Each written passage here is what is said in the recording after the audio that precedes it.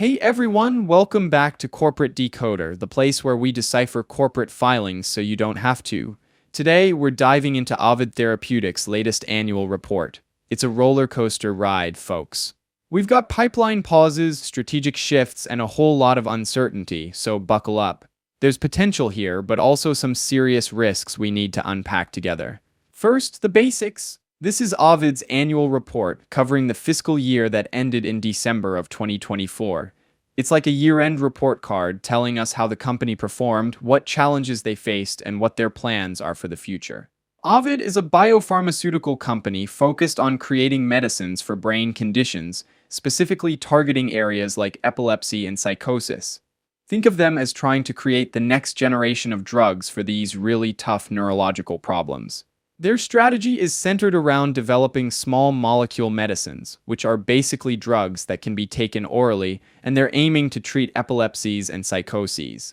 This is a huge market, but also a very competitive one. Now let's peek at the financials. Keep in mind, as of December 2024, Ovid had a pretty big accumulated deficit of over $304 million. This isn't unusual for a biotech company that's still in the development phase. They're spending a lot on research, but haven't had a blockbuster drug to sell yet. The report also mentions that the aggregate market value of their common stock held by non-affiliates was roughly $45.9 million. This gives you a sense of the company's size and how the market values it. The good news is Ovid believes they have enough cash to keep the lights on into the second half of 2026. That said, biotech is a cash-intensive business, and they'll likely need more funding down the road. Now let's talk about Ovid's pipeline. They have a few key drugs in development: OV329, a next-generation GABAT inhibitor for epilepsy; OV350, a first-in-human KCC2 direct activator for psychosis and other mood disorders; and OV888, a highly selective ROCK2 inhibitor. OV329 is an oral therapy that's nearing completion of a Phase 1 study designed to improve upon older medicines in the same class. Initial data is encouraging, with signs that it's engaging its intended target in the brain.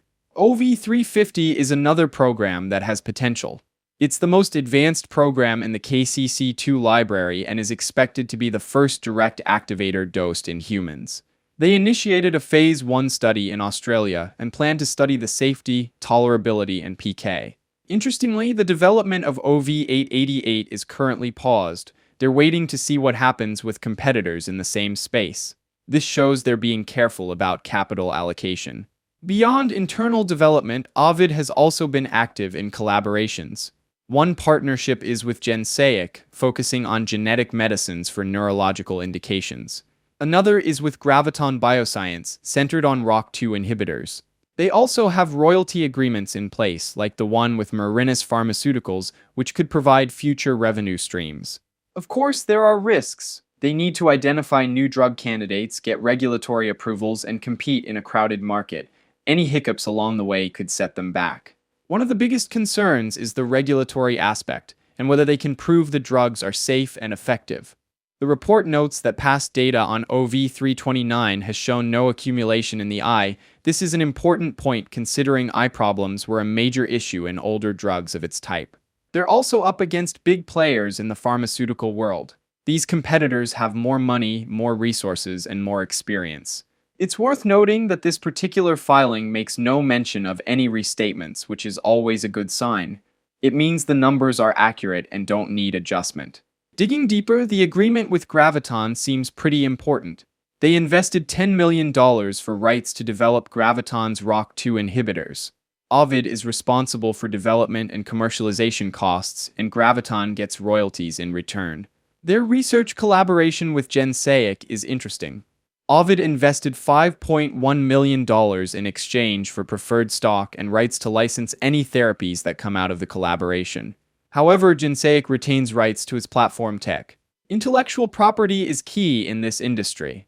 Ovid has licensed and filed multiple patent applications to protect its drugs, including OV329 and OV350.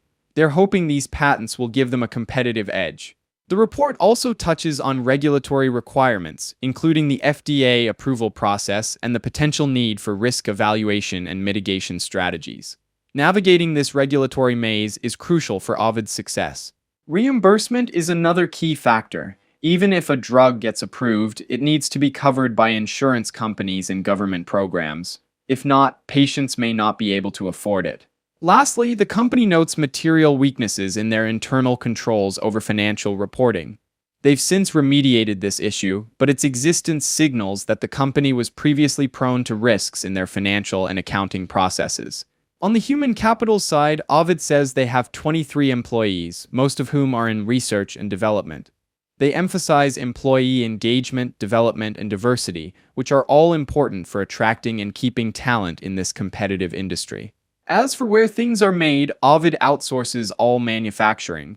They plan to keep using collaborators and contract manufacturers for the foreseeable future, which can help keep costs down.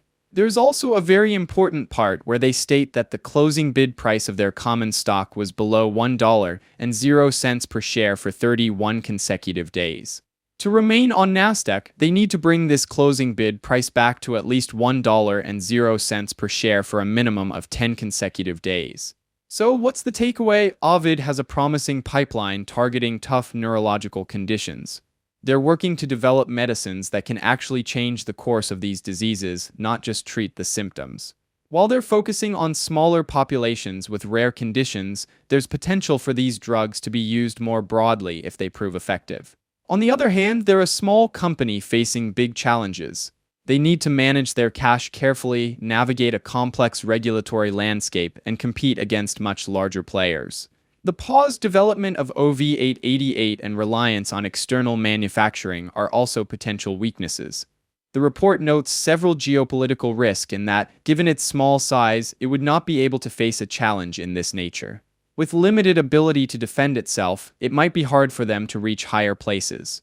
Overall, Ovid is a high-risk, high-reward play. If they can successfully develop and commercialize their drugs, there's significant upside, but there's also a real chance they could stumble along the way. Thanks for watching Corporate Decoder. Hit that like button, leave your comments, and subscribe for more deep dives into the world of corporate filings.